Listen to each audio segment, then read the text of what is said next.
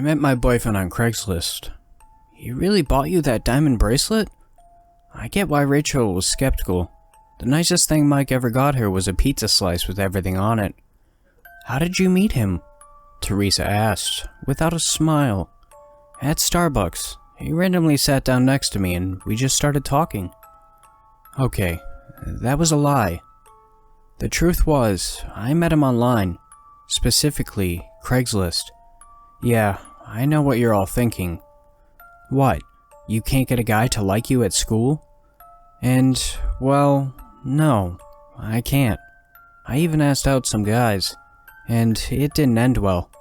Kevin apparently had a girlfriend, though I never saw him with her. Jackson wasn't into my type, whatever that means. And Alexander just gave a flat-out no, and never talked to me again. So, soon enough, I found myself browsing the personal ads of Craigslist, and after scrolling through some weird ads, I came across something real. Teenage guy seeking nice girlfriend. Men for woman, 16. Hi there, my name is Matt, and I'm a sophomore in high school. I'm looking for a girlfriend. I'm pretty shy in real life, so I haven't even been on a date yet, LOL. I do track and field at my school and like to play video games. Fallout, yeah. By the way, personality isn't much more important than what you look like. I want to laugh and have fun with my girl, not watch her apply makeup all day, LOL. We hit it off. He was funny, smart, and he just got me. After a week, he mailed me the bracelet. After 2 weeks, we were basically in love. And tonight, I was going to meet him for the very first time. At 10 p.m., I slipped into the lacy underwear I stole from my sister. At 10:30 p.m., I snuck out the window and walked the 2.5 miles to his house. His parents were out of town, he said, and we'd have the place all to ourselves. When I finally got there, I had to double check I got the address right. It wasn't a sprawling brick mansion, like I had pictured, from the bracelet and talking of his parents' wealth. Instead, it was a grimy little house, with an overgrown yard and tacky garden statues. I hit the knocker 3 times. One of the lights flickered on. "Come in," a voice called, from deep within the house. My heart racing with excitement, I turned the knob and walked inside. The living room was a mess. The couch was covered in papers, and on the kitchen counter sat a tub of bleach and some dirty rags. The whole house reeked, too, of something foul, a putrid mix of chemicals and rotten food. Maybe I should leave, I thought, but that was quickly stomped out by the excitement of meeting Matt. Hello? A figure walked out from the back room, but it wasn't a teenage boy. Instead, it was a towering, gray, bearded man. Despite the condition of the house, he was well dressed in a neat button-down and khakis. He broke into a smile, yellow crooked tooth. "You must be Sammy. I'm Mr. Johnson, Matt's father." But Matt said his parents would be out of town. My heart pounded in my chest. Where's Matt?" "He's at the diner, waiting for you. But he told me..." "Oh, no, you must have gotten mixed up. He wanted to meet you at the diner, so you two would have some privacy from me. But I can give you a ride over. I think maybe... Come on. He's so excited to meet you." "No, I'll come back tomorrow." I turned my heel and started towards the door, quickly, in fast racing steps. Strong arms yanked me back by the waist. His wild eyes and yellow teeth flashed in my face. "Get off me!" I screamed. "Help! Someone!" But I felt the cold sting of metal against my neck. "Make any more noise, and I'll kill you," he growled. He took one of the rags from the sink, pulled it around my mouth, and gagged me. Then he bound my wrist and threw me over his shoulder. I kicked and screamed, but the noise came out as nothing more than muffled squeaks. "Another girl, just like you, has a date with Matt tonight," he whispered. As he walked towards the door with me, "I'm going to bring you and Brittany to the abandoned farmhouse out on Alston Road. and then we're going to have some fun. I was thrown into the trunk. The car rumbled beneath me. The tears fell hot and fast. Cold sweat soaked my shirt. How was I so stupid? I thought. I actually thought some guy on the internet was the real thing, that he liked me. Now, I'm gonna die. Oh, Mom, Dad, Teresa, Rachel. I fell against the side of the trunk as the car swung into a turn. And that other girl, Brittany. If only I could warn her. My sobs were muted against the gag. She's going to die too, with me. She just wanted a guy to notice her, like me. The car halted to a stop. I tried to scream. I tried to thump against the sides. I tried everything I could to make as much noise as possible. Maybe someone would notice. I felt the front door close as he got out. No, don't do it. Run, run, run, I thought, as if I could somehow warn her through my mind. But then I heard something else. Shouting, muffled through the metal. But I could still make out the words. Hands in the air! And then, crack! The trunk popped open. There stood a police officer. He's got one in here, he yelled. By some miracle, Brittany had been a sting set up by the police. After searching Johnson's house, they found 3 bodies in the basement of girls my age, probably desperate, outcast, and feeling like they finally found true love in Matt. As for me, I'm grounded basically forever. The bracelet turned out to be a $5 fake, and my sister is still looking for her missing underwear.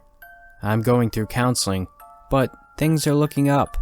There's even a guy in my class who seems to like me, but don't worry, I'm never going to meet him at his house. A few months ago, some piece of crap lowlife broke into my apartment while I was at work. They rummaged through all my stuff, tearing apart my room. They took a bunch of crap, including a bunch of cash I stored away, my Xbox One, and a 40-inch flat screen, and a bunch of food from my pantry. I came home that night to find the apartment had been trashed. It looked like a cyclone had moved through my bedroom. Of course, I ended up calling the police, who came right over and investigated the apartment. The person had smashed the window in my bedroom and crawled in. I live on the ground floor, and so it would have been really easy for them. I gave the police a list of all the stuff that went missing, along with the serial numbers for the electronics. They unfortunately didn't find any sort of fingerprints or anything they could use, and there were no cameras on that side of the building. I called the rental agency for my building about the window, but they told me they couldn't send somebody till the next morning. That was probably the worst weekend of my entire life. The very thought that someone came into my space and decided they wanted my stuff sickens me. Thieves are the worst kinds of people. A couple of months went by, and there was no word on any of the stuff that got stolen. I expected that much. Police in my city are useless most of the time. I had already gotten a new TV, and so all I needed was a new Xbox. I did some thinking and decided that I wanted to buy one secondhand, as I did not want to spend another $400 on a new console. So I jumped on Craigslist and did some searching. Sure enough, I find a seller who wants to sell his for $250, along with all of his games and controllers. It was a pretty fantastic deal. The only issue was that the guy lived in the next town over. On the other hand, I was getting real tired of not playing video games, and so I gave in. I contacted the guy and inquired about the console. His name was Sam. He seemed like a pretty cool guy, and was willing to even hold it for me if I came and got it that same day. I agreed. I jumped into my car 15 minutes later and drove the 45 minutes to the next town. The town was very rural, and there were a lot of wooded areas. The house I was trying to find was way out there, next to some old train tracks. I pulled up to the house, which was off a dirt road. It was a real piece of crap, rundown and overgrown. The old white paint was almost all chipped away, and the guy had a massive trash pile right in front of his yard. that was filled with a bunch of old junk, like TV sets and radios. I was unsure if I even had the right house, so I walked up to the door and hesitantly knocked. There was a short wait before I heard somebody shuffling on the other side of the door. It opened and revealed a very thin-looking man with a buzz cut. I took notice that his clothes were filthy. He was wearing a tattered flannel shirt and ripped blue jeans. "You Sam?" I asked him. "Yeah, you here for the Xbox?" I nodded nervously with a, "Mm-hmm." He flashed me a smile and invited me inside. I had a bad feeling, like something wasn't right with this guy. His house was a disaster. Almost every piece of furniture was filled with junk and garbage, and it looked like his kitchen hadn't been cleaned in months. I knew right off the bat that he was a hoarder. I was worried about being the awkward one, but this guy was about as awkward as one could get. When I think about it now, I feel like he was probably on the spectrum, but I couldn't be too sure. There was also a smell like something in his house was rotting away, like something dead. He led me into the hallway on the first floor and stopped at a door that looked much newer than the others in the house. "It's right down here," he said. He pushed the door open to reveal stairs leading into a dimly lit basement. Alarms started going off in my head, and I knew that there was something seriously wrong. I stood at the top of the stairs peering down. Sam stood behind me, almost as if he wanted to make sure I couldn't escape. "Go on then," I said, stepping out of his way. "You first," he replied.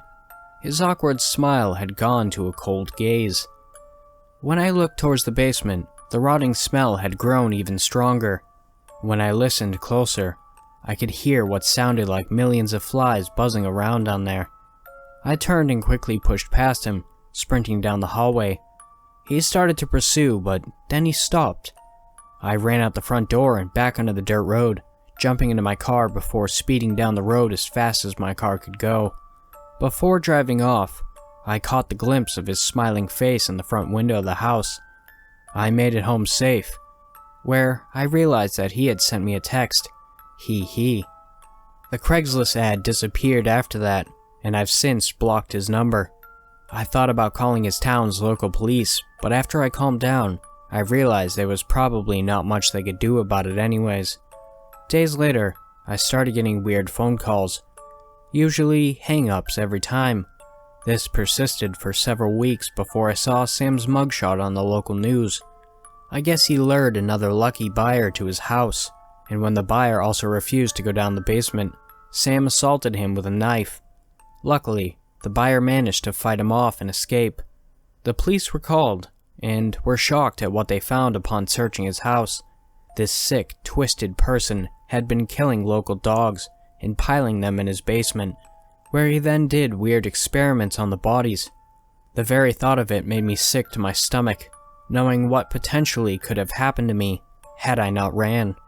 I don't know what happened to Sam, but I sure as hell hope he's spending his days in a padded cell somewhere. It had a bite as it hit my taste buds. The liquid was much too sour. Its bitter flavor gave me a jolt, as I looked over to hear the gurgling of milk coming from the shaggy barista wearing a band t-shirt of the National.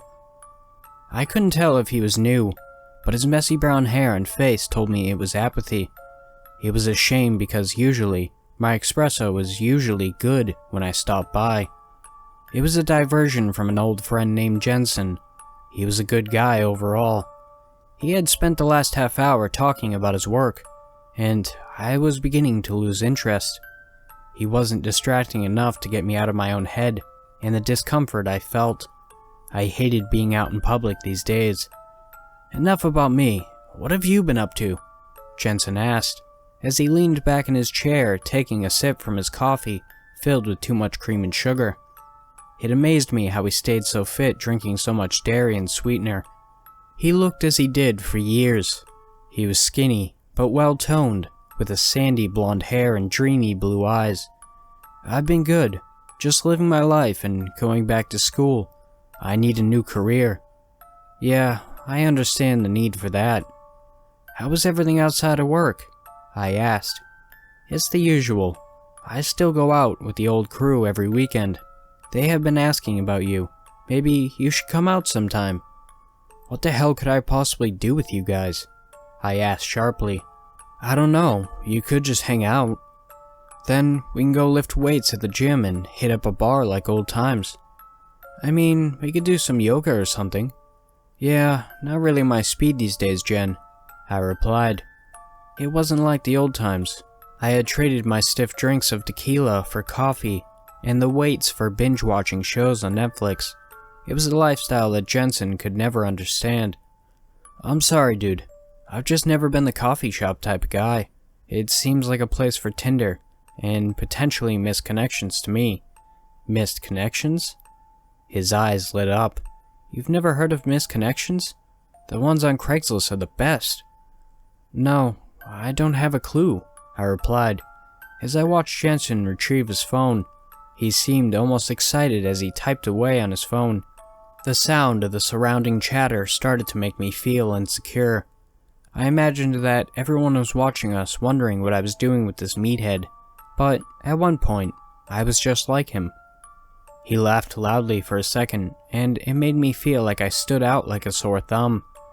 "I saw you at Best Buy," Jensen said loudly, with a smile at his face. "You were wearing a black cap and wore a pair of gray jeans. I've been dreaming of stripping you of them since I saw you that day." "The hell are you talking about?" He grinned. "It's the missed connections section on Craigslist. It's where people think they have a connection with someone in public and they post it hoping that the person will see it and reach out to them." "That sounds kinda sad, Jen." "If you mean sad as in hilarious." "If you say so, dude," I said, as I took a sip of coffee. I looked around for a moment, as Jensen kept reading and giggling like a little schoolboy. He put his phone down when he saw it started to annoy me. "So, anyway, you seeing anyone?" That question made me uneasy, but I knew he would bring it up. It had been quite a while since we had seen one another, and it was a fair question to ask, but my insecurities started to come up. "Not at the moment," I muttered. "You need to get back out there, man." "Yeah, I hear that from everyone." Jensen leaned forward. "It's because they are right. We don't want to see you waste away being miserable." "My life is a little different now," I replied, irritated. As I looked at him, it was easy for him to say. His life had not changed. He could do the same things with little effort and without a thought. He knew he had hit a nerve. "I'm sorry, man. I meant nothing by it. It's fine. I'm still just working on things both mentally and physically." "Yeah, you will get there, but I have to get going. I'll be late for work," he said. As he began to stand up, I tried to follow him, but struggled and stumbled a bit. I watched his eyes and saw the look of pity. I hated it. It took a moment to regain my balance. We began to walk out of the store as Jensen started to shuffle ahead. It took him a moment, but he turned around. "Crap, I'm sorry," he said remorsefully. "It's fine. I just can't move like I used to." I caught up to him as we looked over at his motorcycle. He was still riding the 1000R, and it was still in great condition. It was his pride and joy, but looking at it made my body ache. Jensen gave me a light smile and moved into hugging me. "It was good to see you. We need to keep in touch, man, because I miss you." "I promise I will do better." "Yeah, let's do this again next week, and you should read some of those missed connections. You'll get a kick out of them." We departed and I headed out to run my errands. I could feel his little eyes staring at me as I walked down the aisle to grab some cereal and coffee. It was an innocent look. He tugged at his mother's pant leg as I struggled to crouch down to grab my favorite blend. He couldn't be older than 5 with dark brown hair and little brown eyes that studied me as I grabbed the bag of coffee. I turned to him and let out a little smile, but I knew it was coming as his mother turned to look over to me. "Mommy, what is wrong with the man over there?" he asked. She looked a lot like her child, but at the moment, her eyes widened and her cheeks turned red. She glanced down to her son with a shaming look and then back to me. "I am so sorry," she said. "It's okay, miss. I know he meant nothing by it," I assured her. I grabbed a box of cereal and walked back down the aisle. I tried to be mindful of every step as I strolled toward the checkout. It was probably me, but I could feel the eyes of everyone staring at me as I stood in line. I needed something to take my mind off of it. So, I did what Jensen suggested. I looked at the missed connections. One caught my eye though. It made me think that Jensen had decided to tease me. I read the title and then clicked it. The handsome man I saw at the coffee shop on 8th Street. You were sitting there with a blonde man who seemed to make a fool of himself. You looked miserable at times, and it made me sad to see you like that. I will be in touch. I picked up my phone and dialed Jensen. It went straight to voicemail. You are a real ass, but I'll give you credit because I am handsome, I joked before hanging up. It was the last I thought about it. I sat on my couch, debating what to watch on Netflix when my phone began to ring. It took a moment for me to lift myself off my couch and walk to the table where my phone was charging. I looked to see if it was Jensen returning my call. I retrieved it and answered, "Hello, Mr. Funny Guy. While I agree that you are a very handsome man, I have to ask, what did I do? The post about us at the coffee shop? I don't know what you're talking about, man. Oh, I'm so sure that it's coincidental that you told me to look on there, and now someone is describing me. Seriously? I don't follow. What do you mean a post that described you? You posted a missed connections on Craigslist, Jensen. No, I didn't, but I wish I had because that would have been amazing to see the look on your face, he replied. As I shuffled over back to my couch, I relaxed back, waiting for me to respond. He probably had a huge smile on his face. It was a good one, but I'm hanging up now until you think of a better way to lie.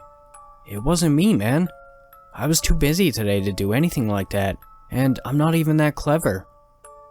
We all have our moments, Jen, I replied as I hung up the phone and went back to missed connections. Jensen would probably delete it now that I had caught him, but something else stood out. It was another one from an hour ago. It was at the store where I had run into the child that stared at me. This is for the good-looking man who bought my favorite coffee at Waldron Market.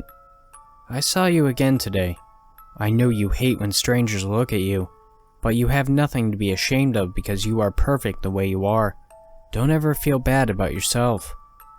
I found it strange. It had to be a joke. But also, I didn't see Jensen following me, because that would require too much commitment. It started to make me feel a little worried the more I thought about it. It was a bit creepy. The only thing that distracted me was the ache in my right thigh. I had done a lot more walking today than usual.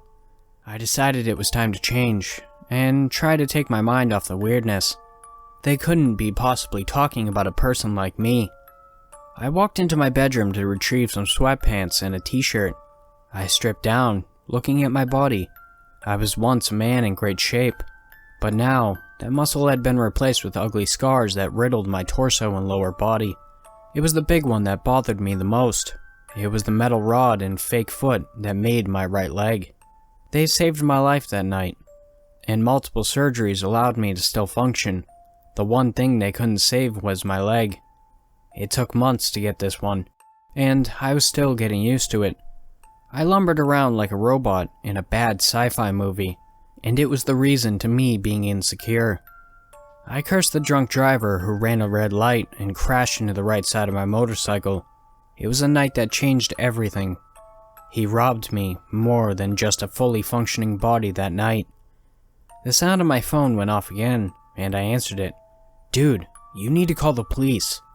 It was Jensen who sounded concerned. What's going on? I asked a bit startled. I stood in my bedroom only in a pair of boxer briefs and clenching the phone tightly. I am reading to the man in apartment 124 in Building D. My heart pounded as I looked out the bedroom window. It was my building and my apartment number. It was either a sick joke that Jensen was playing or someone had followed me home. What does it say?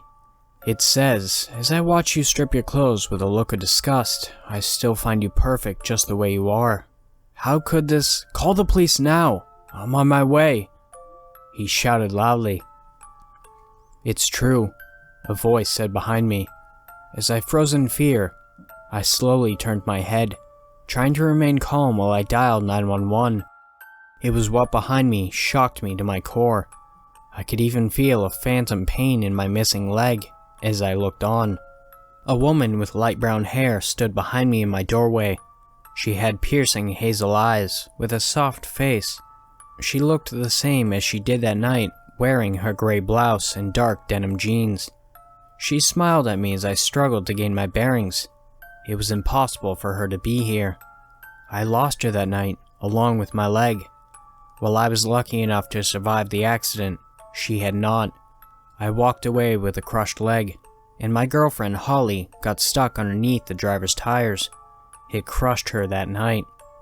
I could still remember the sound of her bones being crunched underneath the weight of the car. "What are you doing here?" I asked. I didn't like to mention her because I felt guilty for that night. While I may have lost a leg, the biggest thing I lost that night was her. The thought of her eyes and smile were too much to bear. I just wanted you to know, even without your leg, that you are still perfect to me, and you should never feel insecure. Thanks for watching, Wolfpack. If you want to submit your story, my email and subreddit will be in the description below. And also, if you're not subscribed, please do if you want. And don't forget to like and comment as well. Have beautiful nightmares. And I will see you next time.